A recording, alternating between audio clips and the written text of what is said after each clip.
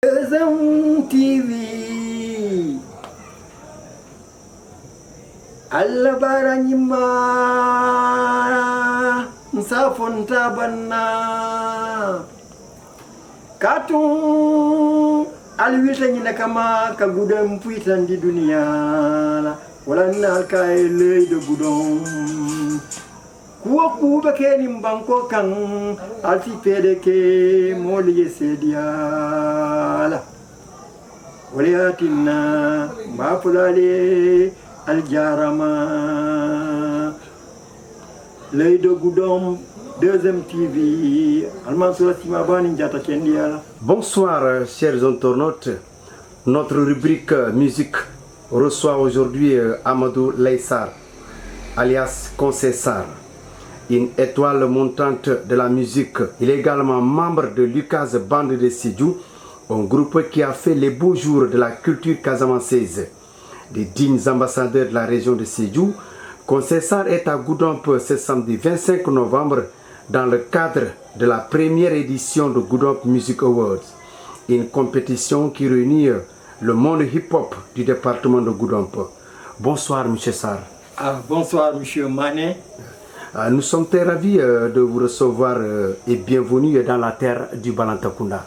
C'est un grand honneur pour moi d'être là ce soir, d'être l'invité deuxième TV, l'œil de Goudomp. Merci, c'est partagé en tout cas. Qu'est-ce que ça vous fait aujourd'hui d'être membre d'une activité que vous aimez autant, la musique? Vous savez, M. Mané, chaque fois qu'il s'est agi d'un problème qui puisse concourir au développement de la culture de notre région naturelle, la Casamance, je suis partant.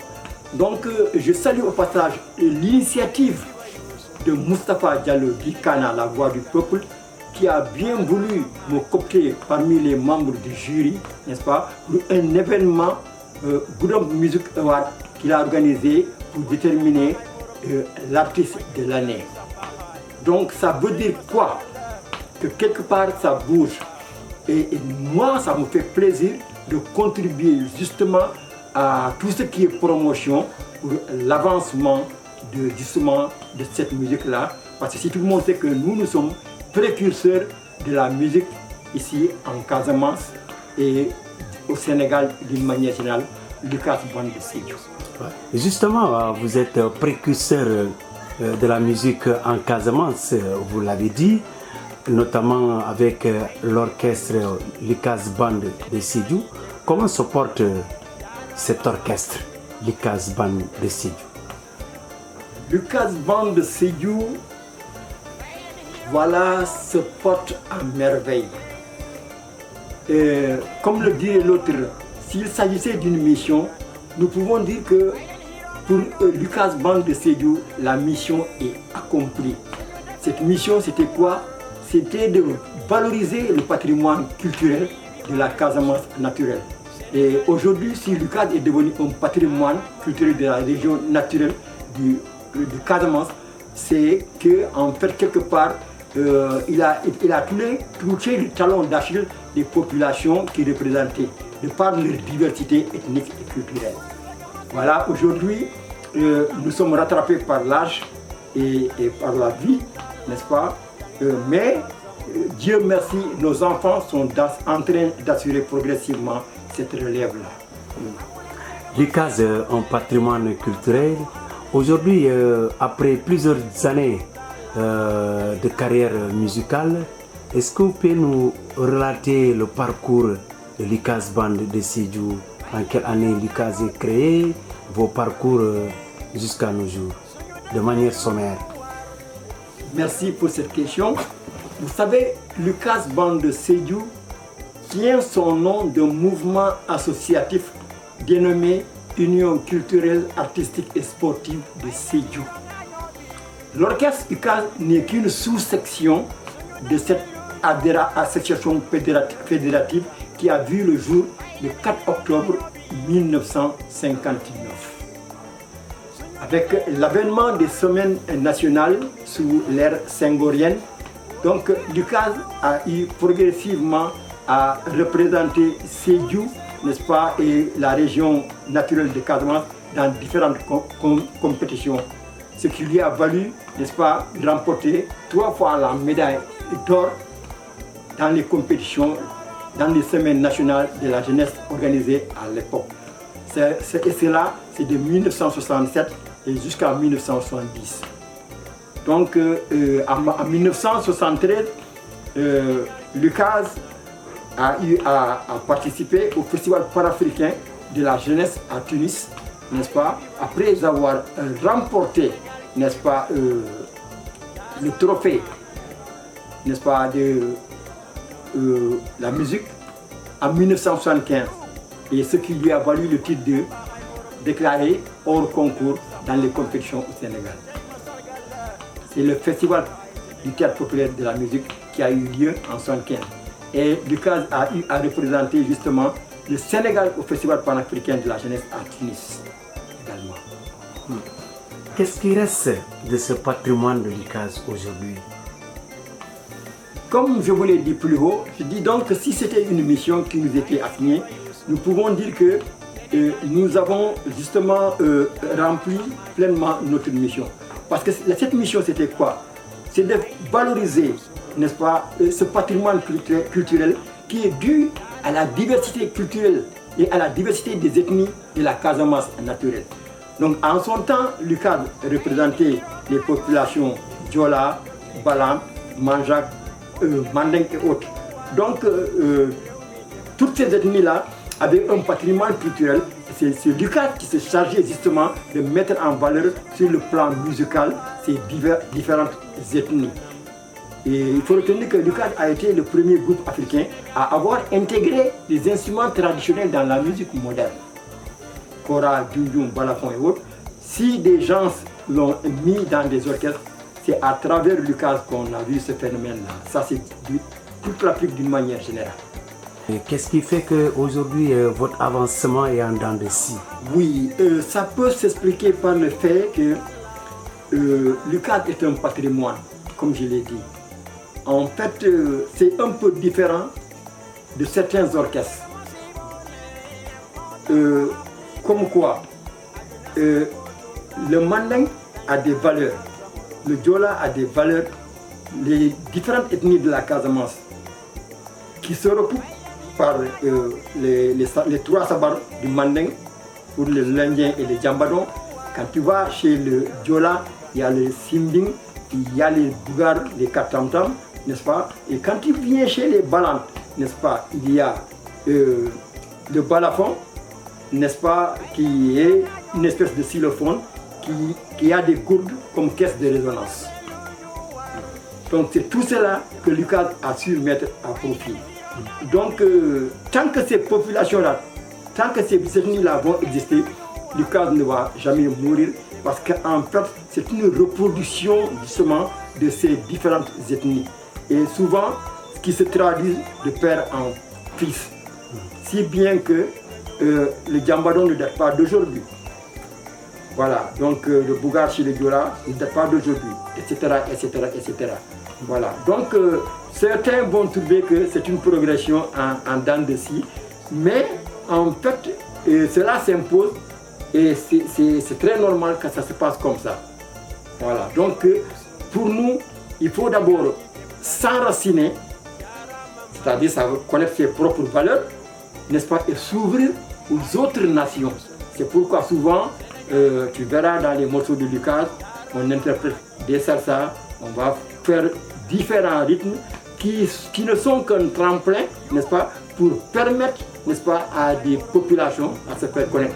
Si vous allez en Jamaïque, ils ont les reggae. Quand vous allez chez les Cubains, c'est la salsa, n'est-ce pas. Vous allez chez autres, vous trouverez d'autres formes de musique, n'est-ce pas, qui sont liées aux instruments. Ce patrimoine culturel dont vous chantez dans votre discours, est-ce que le legs est assuré aujourd'hui par la nouvelle génération? Oui, le legs, il est assuré.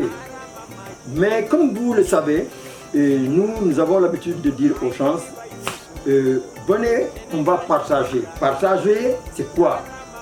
c'est mettre à la disposition de la jeune génération ce patrimoine qui nous a permis d'évoluer, n'est-ce pas? Et seul le travail paye. Donc qui dit musique, dit travail. Donc il faut travailler en amont. Donc c'est ce travail-là qu'on demande à la jeune génération de faire, n'est-ce pas? Pour d'abord, connais-toi toi-même avant de t'ouvrir aux autres. Et à Kapmouna, Alpha de Silo Mompolo Kandema, de Silo le Kansila Bakoko. C'est un peu ça. Donc Lucas, c'est une continuité, comme on le dit. Et ce travail vous a conduit en Gambie. Pourquoi le choix de la Gambie? Bien, c'est une très bonne question.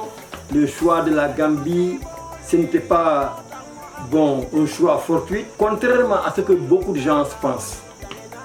Nous avons été en Gambie tout simplement parce qu'on avait un contrat de 2 jours en Gambie. Donc après la sortie de 2 de nos albums que nous avons eu à réaliser, soit en 1995 à Paris, donc Lucas a eu sorti des titres comme Samala et Saro qui étaient très appréciés en Gambie. Donc on a eu un contrat de 2 jours pour aller en Gambie. Et pendant ces 2 jours, nous avons eu la chance, je dirais bien la chance, de rencontrer le président Yaya Jammeh, qui est très attaché aux valeurs culturelles et morales, n'est-ce pas, de la Gambie et de la Casamance, parce qu'en fait, la Gambie et la Casamance, c'est presque 2 pays, un même peuple. Voilà, c'est un peu ça. Donc on était venu pour un contrat de 2 jours. On s'est retrouvé à 21 ans en Gambie. Quels étaient vos rapports avec les différents chefs d'État qui se sont succédés à la tête de notre pays, Abdou Diouf, Abdoulaye Wade et aujourd'hui Macky Sall? Voilà, nous avons tout le temps entretenu de très bons rapports avec les différents présidents. Parce qu'en fait, si vous suivez Senghor, c'est un panafricaniste qui est beaucoup attaché aux valeurs morales et traditionnelles. Donc c'est ce qui a conduit à l'avènement du Festival des Arts Nègres, n'est-ce pas, qui s'est tenu, n'est-ce pas, à Dakar. Voilà, donc ensuite il y a eu Abdou Diouf, il y a eu après Abdoulaye Wade, et aujourd'hui on vit l'ère Macky Sall. Mais tous ces présidents ont eu à travailler, n'est-ce pas, soit avec Lucas pour accompagnement, ou alors pour mieux valoriser justement ce patrimoine culturel dont nous parlons. Parce qu'avec Senghor, il y a eu, comme je l'ai dit, le festival des Arts Nègres. Avec Abdou Diouf, il y a eu l'avènement des journées culturelles de Sédhiou, n'est-ce pas, ensuite, qui a été reconduit par Abdoulaye Wade. Voilà. Donc, avec Macky Sall, il y a eu le Festival international de Sédhiou. Beaucoup de jeunes aspirent à devenir de grands artistes, à l'image de l'ICAD Band de Sédhiou, à l'image du groupe N'Djamanyaba. Aujourd'hui, quel est le conseil que vous donnez à ces jeunes? Si j'ai un conseil à donner à ces jeunes, c'est pour un premier temps, n'est-ce pas, d'accepter de travailler. Parce qu'en fait, la musique, c'est un métier. Et c'est un métier qui répond à des normes. On ne peut pas empêcher à qui que ce soit de faire de la musique. Mais on peut leur demander de travailler par rapport aux normes de la musique. Et ça doit commencer par soi-même. Ça a été bien ordonné, commence par soi-même. C'est d'abord accepter de travailler notre patrimoine, de continuer à travailler notre patrimoine culturel, n'est-ce pas, et accepter de s'ouvrir aux autres. C'est tout. Mais seul le travail fait. Au niveau de l'ICAZ, vous jouez dans quel poste? C'est en football, on allait dire. Vous jouez quel instrument? Oui, je disais, l'ICAZ a eu la chance de ne pas être un groupe comme les autres. Souvent, quand vous allez dans certains groupes, il y a un lead vocal qui est là, qui le chanteur principal de ce groupe est souvent l'initiateur du groupe. Quand vous allez au Super Étoile, vous avez Youssou Ndour, vous allez au Super Diawano, vous avez Omar Penn. Quand vous allez chez Djaliba Kouyaté, en Gambie, il y a Djaliba Kouyaté. Mais Lucas a eu la chance, contrairement à tous ces groupes-là, n'est-ce pas, d'avoir un groupe à élite vocale. Ça veut dire quoi? Il y a beaucoup de chanteurs solistes, beaucoup de chanteurs ténors. C'est vrai que dans les autres groupes, c'est un seul qui chante et les autres, c'est des vocalistes. Mais dans Lucas, on trouve plusieurs chanteurs solistes. Selon la diversité culturelle. Parce que chez nous, comme je vous l'ai dit tout à l'heure, il y a parfois les diversités ethniques. Donc parfois vous rencontrez des gens, n'est-ce pas, qui ont un répondant justement pour ce volet culturel et cette ethnie. Mais Lucas a eu la chance, n'est-ce pas, d'être l'orchestre qui mettait en valeur toutes ces ethnies de la Casamance. Justement, le Diola se retrouvait dans Lucas, le Balam se retrouvait dans Lucas, n'est-ce pas, le Peul, le Mandjak, etc., etc. C'est maintenant avec l'avènement des groupes comme le Tchamanyaba, le Foni et bien d'autres groupes, n'est-ce pas, qui ont eu à représenter les différentes ethnies. Quand vous venez ici dans le Balantakunda, il y a un groupe qui est là, qui est le Tchamanyaba, qui travaille, n'est-ce pas, pour le peuple de Balance et pour les Balances, n'est-ce pas, tout ce qu'ils font en général, c'est ça. Donc ils ont su mettre en scène justement ce patrimoine-là qui leur est dévolu et que Lucas a si bien balisé, Michel. Des moments de gloire, vous les avez connus. Est-ce que vous pouvez vous rappeler de ces moments où Lucas faisait la pluie et le beau temps? Oui, comme je vous l'ai dit, Lucas a connu un parcours en dents de scie, comme vous l'avez si bien dit vous-même. Je dis avec l'avènement des semaines nationales. C'était la période qui a consisté des temps forts de Lucas, n'est-ce pas? Parce que les orchestres n'étaient pas nombreux ici. D'ailleurs, Lucas, c'était le seul orchestre qui quittait la Casamance pour aller enregistrer à Dakar. Je me rappelle, le premier album de Lucas, c'est en 1972. Donc après ça, Lucas a produit un album tous les 10 ans. Tous les 10 ans. Parce que c'était un orchestre qui dépendait de mouvements associatifs, n'est-ce pas? Les musiciens n'avaient pas de salaire à cette époque-là. Tout l'argent que l'orchestre produisait, n'est-ce pas, servait justement à alimenter les caisses de cette association fédérative qu'on appelait Union culturelle. Donc il y a eu 67 jusqu'en 70, donc c'était l'avènement des semaines nationales. Donc à partir de 75, Lucas a été déclaré hors concours parce que chaque fois qu'il y avait compétition, c'est Lucas qui gagnait, n'est-ce pas? Voilà. Donc maintenant, à partir de 1994, Lucas a fait une première tournée en Europe, particulièrement à Haka, en Espagne et dans les Pyrénées français. Mais après, Lucas est parti régulièrement en Europe à partir de 1995. Régulièrement, chaque année, Lucas allait pour une tournée européenne. Soit en France, soit en Allemagne, soit en Espagne. Comment vous vous êtes retrouvés pour former Lucas Band de Sédhiou? Voilà, moi je fais peut-être partie de la troisième génération.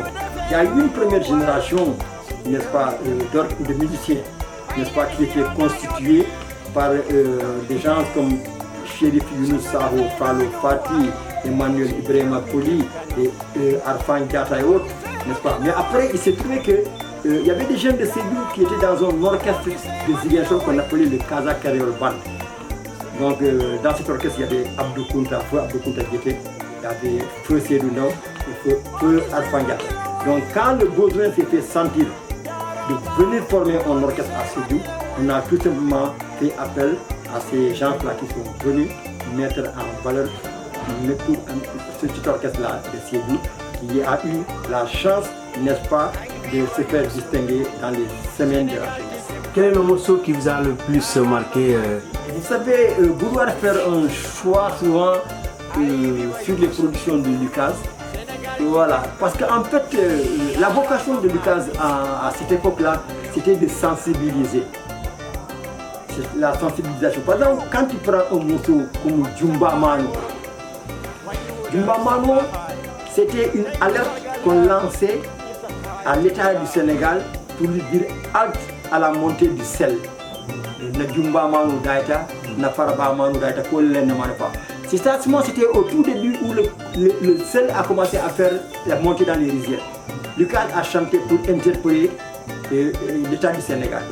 Lucas, c'est des gens qui étaient considérés comme des influenceurs. Vous savez, quelqu'un qui chante, et que dans cette chanson-là, ça pouvait sensibiliser les populations. Donc souvent, l'État faisait attention. Parce que ça pouvait être un élément de perturbation. Vous savez, quand tu prends l'exemple du Djambadon, le Djambadon, c'est la danse des feuilles, mais qui était organisée en milieu mandingue. Quand un étranger venait, il allait voir une procession de danse. Les gens brandissaient des feuilles du Djambadon. Mais dans la chanson, dans les paroles qui sont véhiculées, n'est-ce pas, interpeller les populations pour dire que, écoutez, il y a quelque chose qui se passe ici qui est anormal, etc., etc., etc., etc. Je vais te donner un exemple. Par exemple, on dit, quand tu dis Nimunkanalia buntundala, Nimunkanalia sumungirola, Nalia no mumude, Albezita falokati. Là, on fait allusion à un jeune qui vient chaque fois qui fait semblant de venir poser dans une maison, alors qu'en réalité il venait pour faire la cour. Donc quand tu veux influencer et informer la famille, quand tu passes la chanson là, tout de suite les gens vont comprendre. Attention, ça signifie quelque chose. Voilà, c'est important.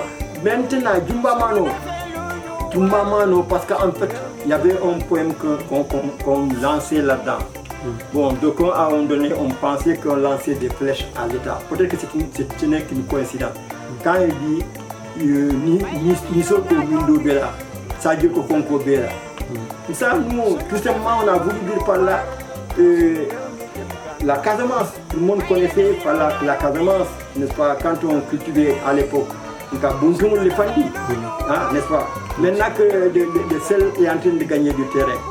Donc, si on prend garde, ces populations-là, n'est-ce pas, ne pourraient pas subvenir à leurs besoins. Et là, même les animaux étaient là et confrontés à ce phénomène. Donc vous étiez très critique envers le gouvernement de Maître Diouf. Bon, pas forcément, parce qu'en fait, nous c'est pour tout simplement sensibiliser les populations. On avait des griefs contre personne. Parce que si tu fais la remarque, souvent, nous, à ce cas de Sédhiou, on nous accusait, n'est-ce pas, de faire toujours la politique de l'État. C'est-à-dire qu'on était toujours avec le régime sur place. C'est maintenant que les gens ont commencé à un peu changer. Mais sinon, à Sédhiou, les gens ont toujours roulé pour le régime sur place. Okay. Voilà. Qu'est-ce que vous regrettez aujourd'hui, la manière de faire la politique dans notre région, à Sédhiou? Votre cri de cœur. Mon cri de cœur, c'est que nous, ce qui nous divise à Sédhiou, même la région de Sédhiou d'une manière, ou de la Casamance d'une manière générale, c'est ce qui nous divise. Il est moins important, n'est-ce pas, que ce qui nous unit. C'est la politique souvent qui nous divise. Nous connaissons nos problèmes, mais nous avons du mal à trouver des solutions à nos problèmes. Chacun s'est dit que tant que je ne suis pas maire, je ne ferai pas ça, je ne ferai pas ça, je ne ferai pas ça. Alors que nous sommes tous d'une même localité. Mais si les enfants d'une même localité se mettent d'accord par rapport à l'attitude à prendre pour le développement du territoire, mais forcément, qu'on soit maire ou pas, on va travailler de sorte que ça puisse marcher. Moi, si je déplore, c'est un peu ça. Okay. Nous avons du mal à trouver des solutions à nos problèmes, alors que nous connaissons nos problèmes. L'immigration clandestine. Aujourd'hui, beaucoup de jeunes du département, voire la région, s'adonnent à cette pratique. Aujourd'hui, en tant qu'artiste, quel est le message fort que vous allez lancer à l'endroit de la jeunesse de votre région, de la jeunesse du Sénégal, la jeunesse de l'Afrique? Jeunesse africaine,